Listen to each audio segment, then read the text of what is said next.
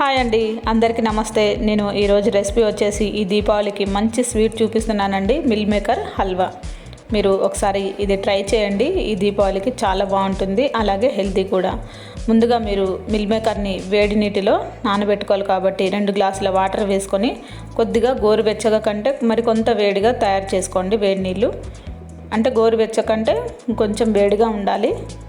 అలా నీళ్లు కాగబెట్టుకొని స్టవ్ బంద్ చేసి దీంట్లోనే మనం ఈ మిల్ మేకర్ని ఒక ఫుల్ కప్పు మిల్ మేకర్ని దీంట్లో వేసేసుకొని ఒక 5 నిమిషాల పాటు మనం నానబెట్టేసి అలా ఉంచేస్తే మనకి కొద్దిగా మెత్తగా తయారవుతాయండి. ఇవి గట్టిగా ఉన్న ఈ మిల్ మేకరు ఈ వేడి నీటిలో వేసిన తర్వాత కొంచెం మనకి ఉబ్బినట్టుగా అలాగే ఉడికినట్టుగా తయారవుతాయి. అప్పుడు మీరు ఈ నీళ్ళని సపరేట్ చేసి వాటర్ అంతా పిండేసి మనం చూసారు కదా, ఈ విధంగా మీరు ఈ మిల్ మేకర్ని చూస్తే మెత్తగా అవుతాయి అన్నమాట చక్కగా. ఇప్పుడు ఇవి గట్టిగా నీళ్ళన్నీ పిండేసేయండి. చూసారు కదా, ఈ విధంగా కొంచెం మనకి వాటర్ అంతా పిండేసిన తర్వాత ఇలా తయారవుతాయి.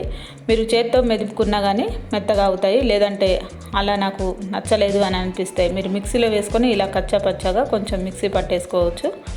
చూసారు కదా, ఈ విధంగా మిక్సీ పట్టి పక్కన పెట్టేసుకోండి. తర్వాత మరొక బౌల్లో మీరు 2 స్పూన్ల నెయ్యి వేసుకోండి. వేసిన తర్వాత దీంట్లో మీరు జీడిపప్పులు అలాగే బాదం పప్పులు కొద్దిగా బ్రౌన్ కలర్ వచ్చేంత వరకు ఫ్రై చేసుకోవాలండి.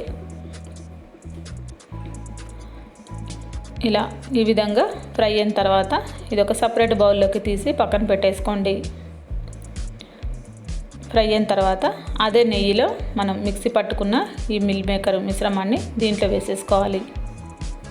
ఇది కొద్దిగా పచ్చివాసన పోయేంత వరకు కొద్దిగా ఒక 2 నిమిషాల పాటు ఫ్రై చేసుకోండి.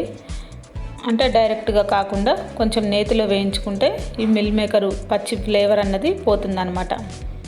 ఈ విధంగా అయిన తర్వాత మీరు దీంట్లో ఒక ఫుల్ కప్పు చిక్కటి పాలు వేసేసుకోండి. 1 కప్పు మిల్ మేకర్కి 1 ఫుల్ కప్పు పాలు వేసుకోండి. ఇది త్వరగానే మనకి తయారవుతుందండి, ఎక్కువ టైం పట్టదు. ఇది కొద్దిగా మనకి దగ్గర పడిన తర్వాత దీంట్లో ఒక 1/2 కప్పు కంటే ఎక్కువగా షుగర్ వేసేసుకోండి. అంటే షుగర్ మీరు అందాదా మీరు తినే దాన్ని బట్టి కూడా దీంట్లో వేసుకోవచ్చండి. షుగర్ అంతా దీంట్లో కలిసేలాగా కలిపి మీరు మరొక 2 నిమిషాల పాటు అలా మూత పెట్టేసి ఉడికించుకోండి. ఇవన్నీ ఈ 2 కూడా పాలు పంచదార ఈ మిల్ మేకరు కొద్దిగా దగ్గర పడుతూ ఉంటుంది. మనకి నెయ్యి అనేది కూడా కొంచెం కొంచెంగా పైకి తేలుతూ ఉంటుందండి. ఈ విధంగా తయారైన తర్వాత దీంట్లో మీరు ఫ్రెష్ కోవా వేసుకోండి. ఇది స్వీట్లెస్ కోవా అండి.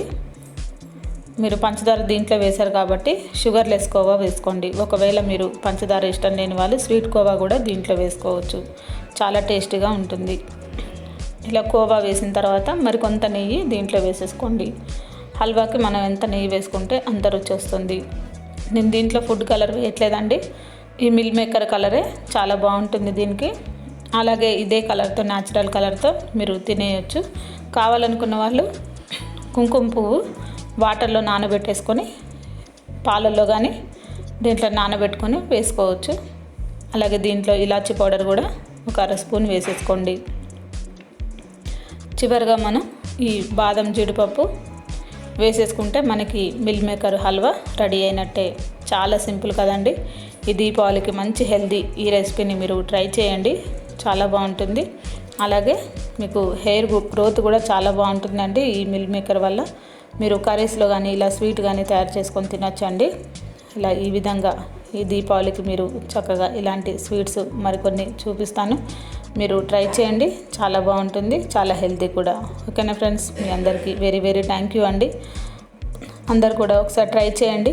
నా రెసిపీ మీకు నచ్చినట్లయితే ఒక లైక్ కొట్టండి, అలాగే షేర్ చేయండి, సబ్స్క్రైబ్ చేయండి. అందరికీ వెరీ వెరీ థ్యాంక్ యూ అండి. తప్పకుండా నా వీడియోని లైక్ చేయండి.